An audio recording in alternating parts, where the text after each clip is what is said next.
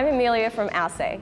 Today, we're at the University of Melbourne Law Building, where we're going to check out an OurSay response event to the Dream Larger Forum.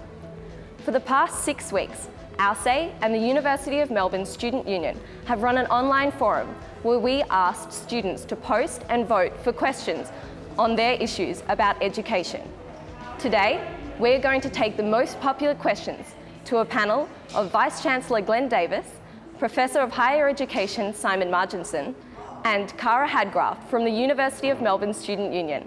Let's go check it out. Good evening, ladies and gentlemen. Thank you all for coming along tonight as we bring your questions to some of the key players at the University of Melbourne.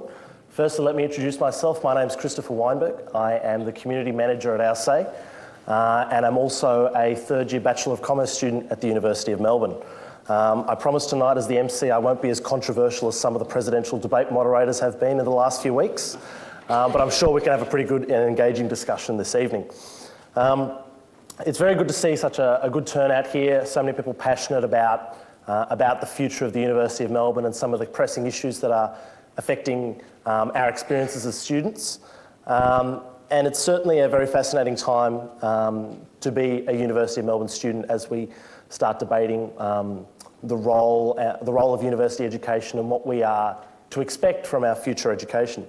So when OurSay opened this forum a few weeks ago, we wanted to get the students of the university and to challenge them to actually tell us what they were concerned about as to the future of this university.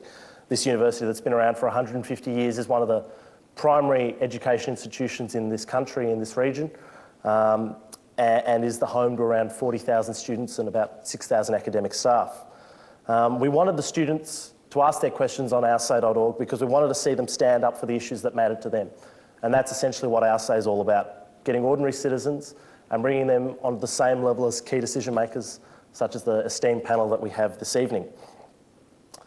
And what we wanted from them was to have questions that were of a wide range of issues related to the university. And as we're going to get into the discussion this evening, you'll see that the questions are a very engaging and interesting topic, and certainly questions that the panel have had to put a fair bit of thought in. So now I'd like to introduce the panel that we have this evening.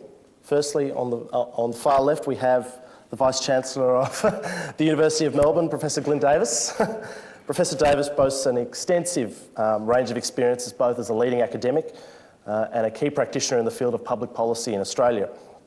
When Professor Davis was appointed to the university in 2005, he's put in place a series of quite significant reforms. I know reforms that have affected a lot of the students that are here tonight in their university education.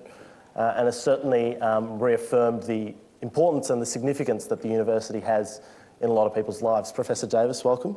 Chris. Next we have Professor of Higher Education at the University of Melbourne, Simon Marginson. Professor Marginson is one of the coordinating editors of the Higher Education publication, and that's one of the leading world scholarly journals in higher education studies. Simon, welcome. Thank you. Finally, we have Cara Hadgraft, the Education Academic Affairs Officer for the University of Melbourne Student Union. Cara is a third-year environment student majoring in urban design and planning and has just been elected as President of the Student Union in 2013. I think we can all congratulate Cara on that election.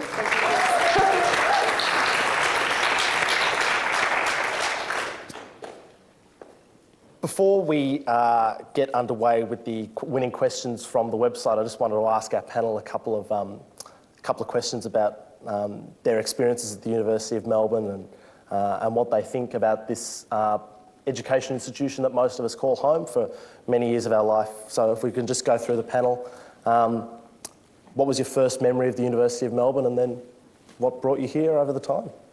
You should start because you were a student here. I've got the most years, I think, of the group. I came onto campus in 1970, and the first major thing that happened to me was the first moratorium against the Vietnam War, which was 100,000 people marching down Bourke Street, and I've never forgotten that. That was a life-changing experience. A lot of us went through a lot of dilemmas about whether we should attend the rally that day, and we all went through much the same process of deciding that we would. Not many people stayed out of it. About 5,000 people from the university were there, and it was a university of 15,000. So that was my first experience that I remember well. I did an arts course, I did honours arts. I was editor of Frago, and I went to the Australian Union of Students, which was the NUS of that time, and was an officer in the media department, and then became the Education Research Officer. It's where I learned everything I now know about education in Australia. Subsequently, I returned to do a PhD and returned as a staff member before that, actually, in 1993, having come from what's now the NTU, the Academic Union. I came to the Centre for the Study of Higher Education, and I finished my PhD halfway through this period. I left the university in 1998 after being here for 5.5 years. Went to Monash, came back after 8 years, and since after Glyn became Vice-Chancellor here, and have been in the Centre for the Study of Higher Education as a Professor of Higher Education since 2006. So it's something like, it's getting close to 20 years in different periods of being at the university, and it has changed to a certain extent, but not as much as you might hope. Okay. Sure. So I came to the university in 2010 after starting my degree at Monash in a Bachelor of Arts, and decided that wasn't really for me, an arts degree that is. So I took a chance and came to Melbourne to study a Bachelor of Environments, and I think my first memory is getting lost on Grattan Street, not knowing which side of the road I was meant to be on or where my classes were. And obviously orientation week, and discovering the mountains of clubs and societies and opportunities that were provided by the Student Union, and kind of getting myself embroiled in all of that, and then suddenly 2 years later here I am. So I guess I've experienced the Melbourne model firsthand, and the pros and cons associated with that, and all that the university has to offer students. So. Glyn? Chris, I'm probably amongst the most recent arrival. I grew up in another city. I went to university in Sydney. I went to Australian National University to do a PhD, where I was also the president of the Postgraduate Association. Then went to Griffith in Queensland and worked there intermittently for about 20 years. Griffith is a large regional university, has the lowest SES profile in the country, or it did at that time. I don't think that's true anymore. I think UWS has probably eclipsed it. And a university that looked after some very struggling communities. So it was a bit of a shock to be invited to come to Melbourne at the other end of the spectrum in 2005. So I've been here since then.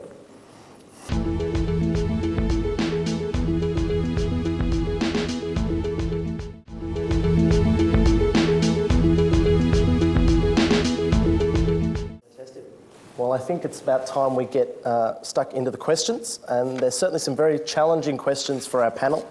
And so the first question comes from Eleanor Ryan, who is a first-year art student, and she's concerned about issues relating to the funding of Australian universities. And Eleanor's question goes as follows.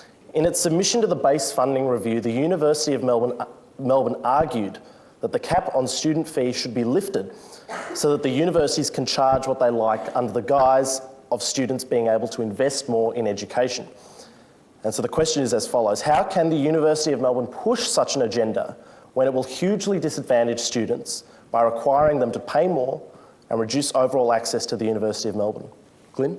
It's a fantastic question, but it isn't really a question, it's a statement, and it has rolled into it a series of assumptions. And if you accept the assumptions of the question, there is only one answer. You couldn't possibly support that. But it is worth knowing a couple of things. The first is we have in this country HECS, the Higher Education Contribution Scheme, which Australia introduced. It's the best system in the world for ensuring that no one is excluded from university because they can't pay upfront fees. And no one has to pay it back until they have a job and reach an income level that requires them to begin to pay. If you're going to charge people, it is the best way in the world to do it, because there is no evidence in this country that people miss out on university because of the cost of education. We are one of the few countries in the world that can say that. So the question of whether students should pay more or less is a different question, in my view, from access. Access is not affected by price, because price only comes afterwards. It doesn't go to the ethical question, but it goes just to the practical question. And on the ethical question about what should people pay, this is a really difficult and interesting question, but again, something that's not always recognised. There's this wildly inconsistent system that we have that says a science student today in 2012 at the University of Melbourne pays 19% of the cost of their education. and you are a commerce student, you are paying 84% of the cost of your education. The way we charge fees, which is imposed by the Commonwealth, is entirely inconsistent and quite unfair.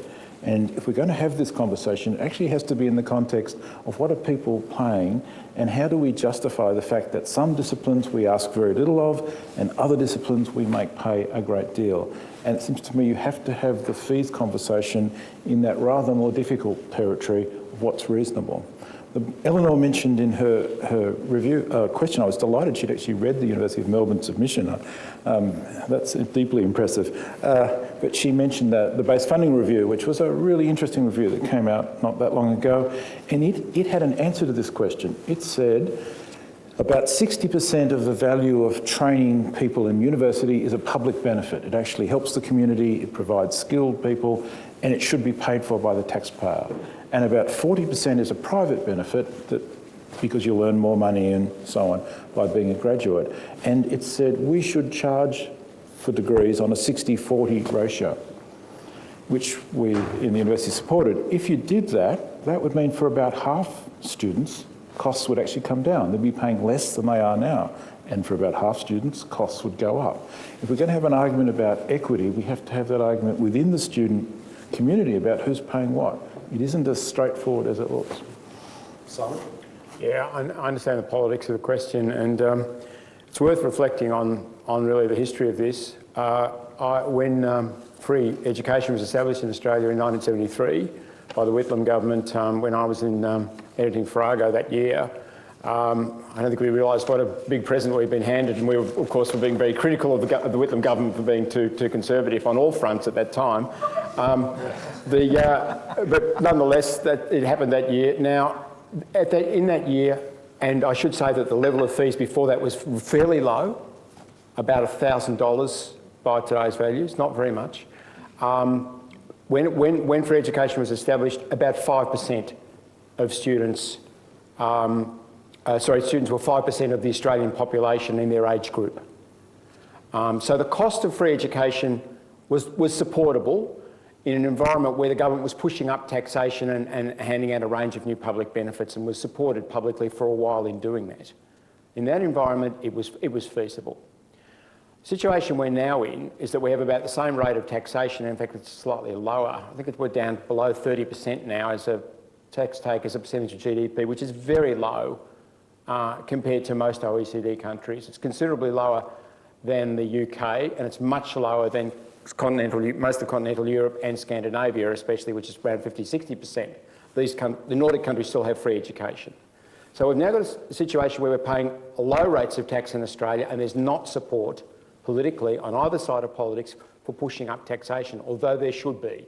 And it's where we need to put the argument, in my view. But we've also got 1/3 of the population participating in higher education.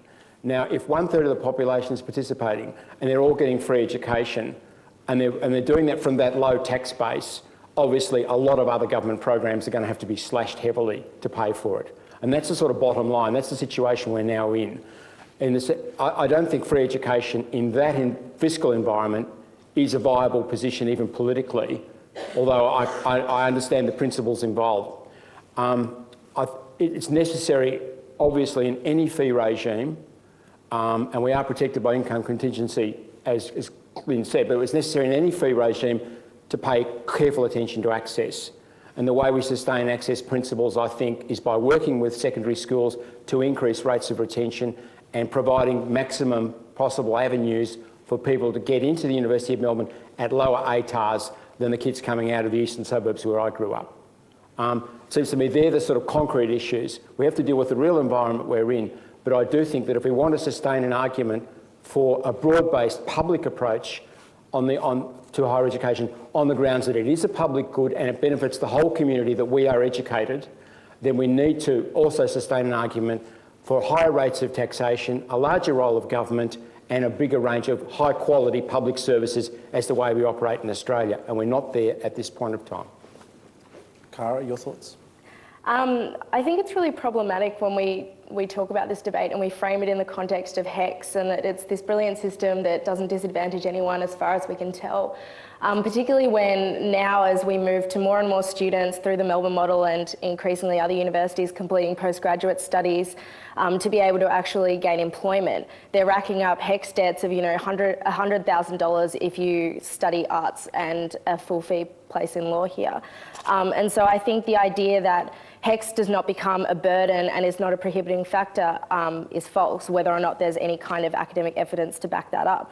And one of the things that I thought was really interesting in the Australian today was that the figures from the National Centre for Social and Economic Modelling were released, which showed that a 25-year-old woman who graduates with a postgraduate degree will earn less in her lifetime than a man that has a Year 12 qualification. Now, not only for a woman is that kind of disturbing for me, but I think it's also really relevant in this debate because, you know, HECS, yes, it's a system in terms of, it's a good system in terms of it doesn't require you to take out a private loan when you commence university, as it you know, is the case in the United States, and there are many benefits. However, we can't deny the fact that HECS, and if we look at it in the context of you know, fee places being deregulated and universities being able to charge their own fees, if we look at GO8 universities, which are likely to be able to charge more, like, you know, for their prestige, then universities like the University of Melbourne will become increasingly inaccessible. And the more students are racking up in HECS debt to get to the best universities, the more difficult that is to pay back, and the more prohibitive it not only becomes for low socioeconomic people, but it also becomes prohibitive for students thinking about going into community sectors. So, you know, for example, instead of going into corporations law, deciding to go into legal aid, and it also becomes increasingly prohibitive for women. So I think that it's obviously a very complex issue, but I think to presume that HECS is a perfect solution that has no consequences is false. So. Just a quick straw poll of the people in the audience. Who here, who's a current student, thinks they're paying too much in fees? Hands up. Hands up if you think you're paying too little. So probably on balance, on the high side.